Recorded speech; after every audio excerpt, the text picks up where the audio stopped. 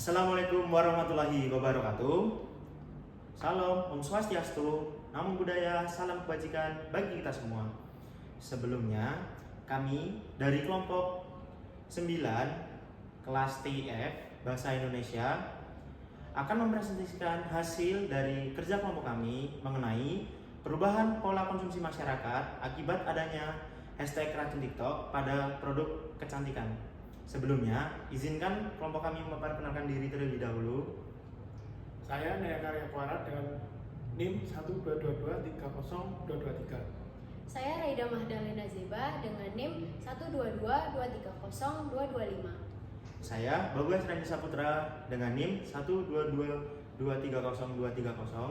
Saya Tasir Rizwana Irba dengan NIM 122302339. Selanjutnya, kita akan membahas pada pembahasan pertama, yaitu mengenai latar belakang dari judul yang sudah disebutkan tadi.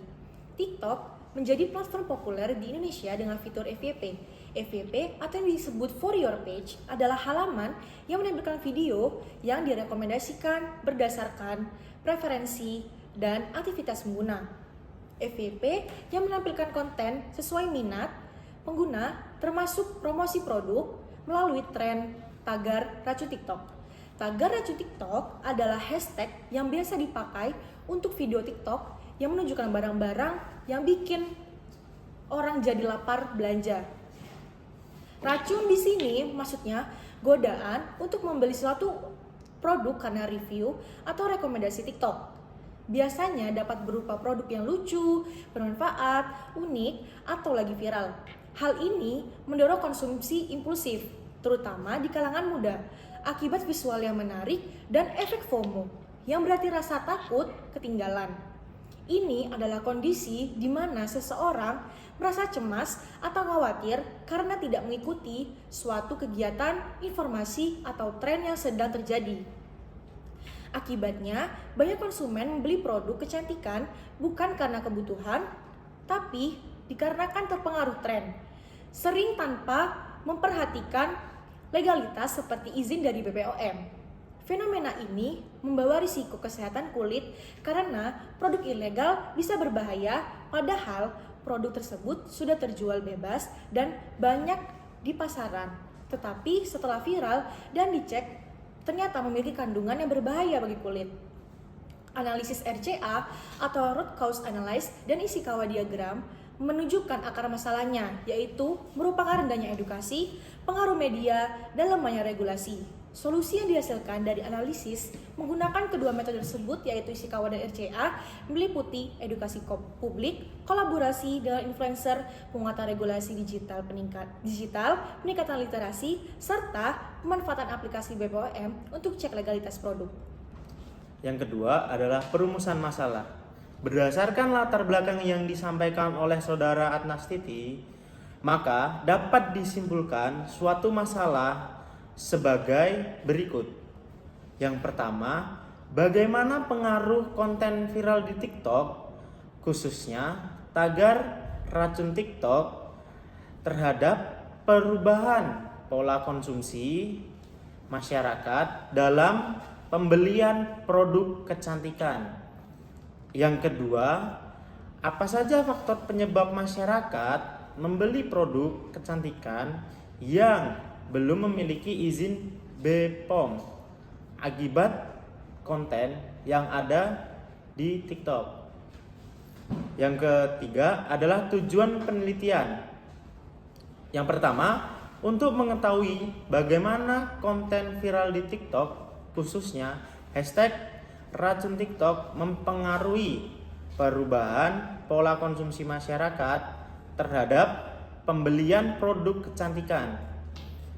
Yang kedua, untuk mengetahui faktor-faktor yang menyebabkan masyarakat membeli produk yang tidak memiliki izin BPOM akibat terpengaruh oleh konten yang ada di TikTok.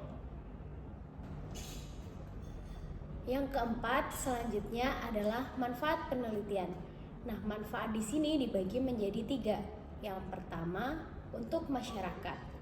Bagi masyarakat, hasil penelitian ini diharapkan dapat meningkatkan kesadaran akan pentingnya legalitas dan keamanan produk sebelum melakukan pembelian, terutama dalam konteks viral.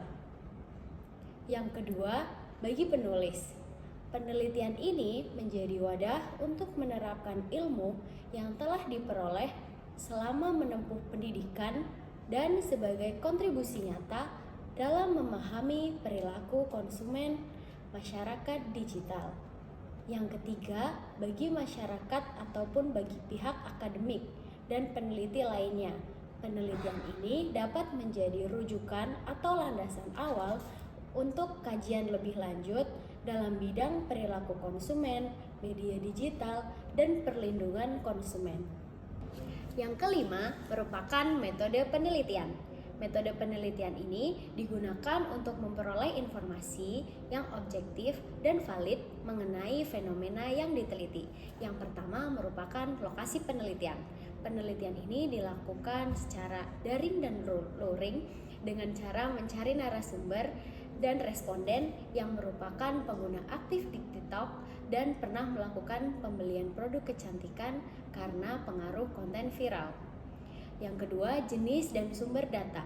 Yang pertama ada data primer melalui penyebaran kuesioner kepada responden yang sesuai dengan kriteria serta wawancara dengan beberapa pengguna dan ahli di bidang konsumsi digital ataupun kecantikan.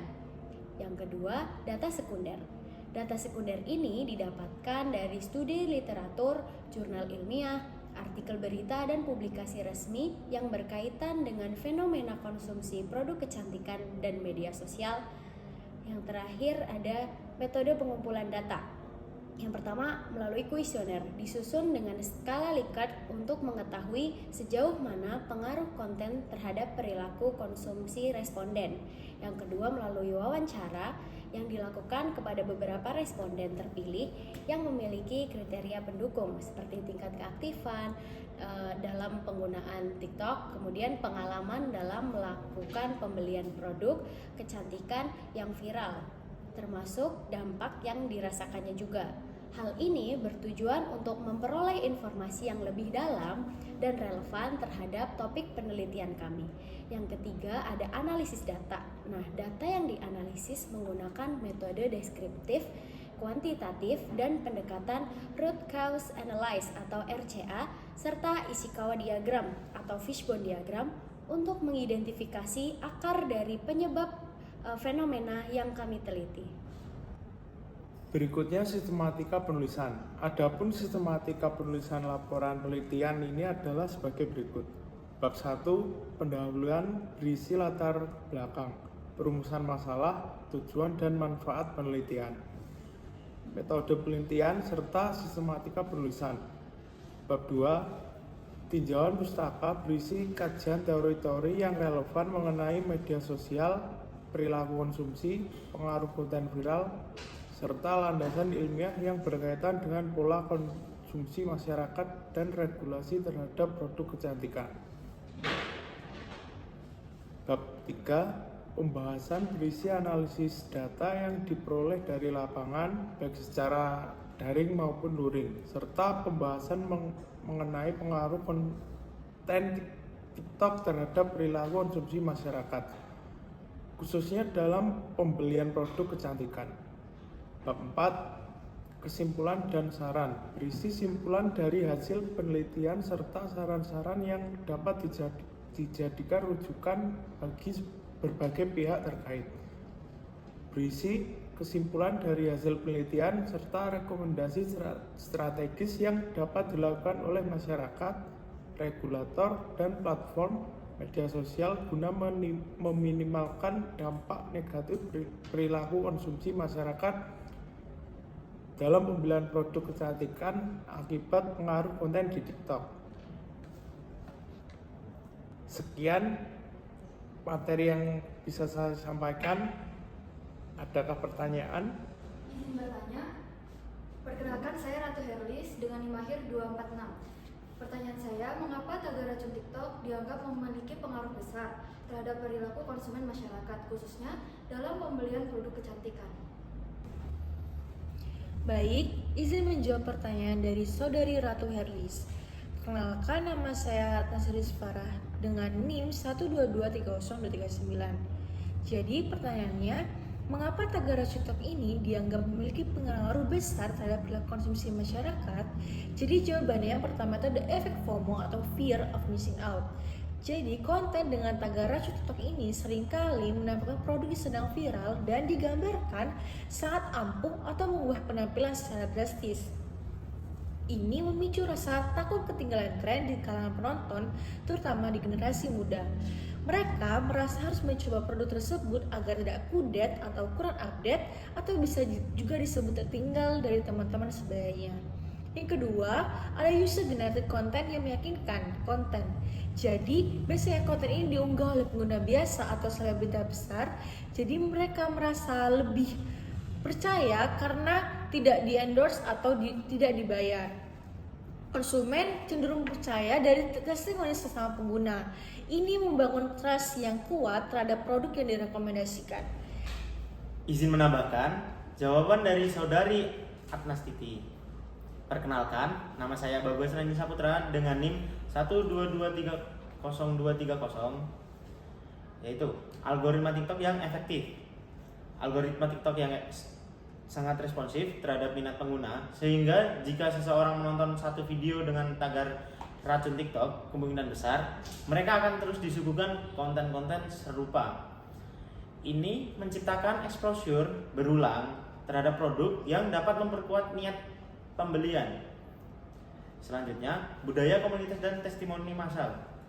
Tagar racun TikTok membentuk semacam komunitas digital yang saling berbagi temuan produk. Ketika banyak orang yang memposting hasil yang positif, tercipta efek social proof di mana seseorang terdorong membeli karena melihat banyak orang lain juga membelinya. Sekian, apakah jawaban dapat menjawab pertanyaan tadi? Sudah, terima kasih atas jawabannya. Jika sudah menjawab, apakah ada pertanyaan yang ingin ditanyakan kembali? Izin bertanya. Perkenalkan, nama saya Natasha Laila dengan NIM akhir 253. Saya izin menanyakan apa peran root cause analysis atau RCA dan diagram Ishikawa dalam penelitian ini. Baik, izin menjawab pertanyaan dari Tasya. Saya Raida Mahdalena Zeba dengan NIM 122230225. Nah, jadi peran root cause analysis dan diagram Ishikawa dalam penelitian ini adalah, jadi yang pertama untuk mengidentifikasi akar penyebab dari meningkatnya perilaku konsumtif masyarakat terhadap produk kecantikan yang dipengaruhi oleh konten TikTok. Kemudian yang kedua itu untuk membantu membedakan antara gejala dan penyebab utama. Misalnya gejalanya itu masyarakat impulsif membeli produk kecantikan setelah melihat video TikTok. Nah, kemudian penyebab utamanya itu kurangnya literasi digital, pengaruh FOMO, kemudian kepercayaan tinggi terhadap user generated content dan lainnya. Kemudian yang ketiga itu memberikan dasar untuk rekomendasi solusi atau strategi edukasi untuk mengurangi perilaku konsumtif yang tidak rasional. Izin menambahkan dari saudari Raida Seba. Perkenalkan, nama saya Nayaka. Contoh penggunaan RCA, misalnya terdapat pertanyaan mengapa masyarakat membeli produk yang belum terverifikasi khasiatnya, karena banyak video viral yang menunjukkan hasil instan, karena mereka percaya pada testimoni pengguna TikTok. Karena tidak melakukan pengecekan ulang informasi. Apakah sudah menjawab pertanyaan? Sudah menjawab. Sekian presentasi dari kelompok kami. Apabila ada kurang lebihnya mohon maaf. Wassalamualaikum warahmatullahi wabarakatuh.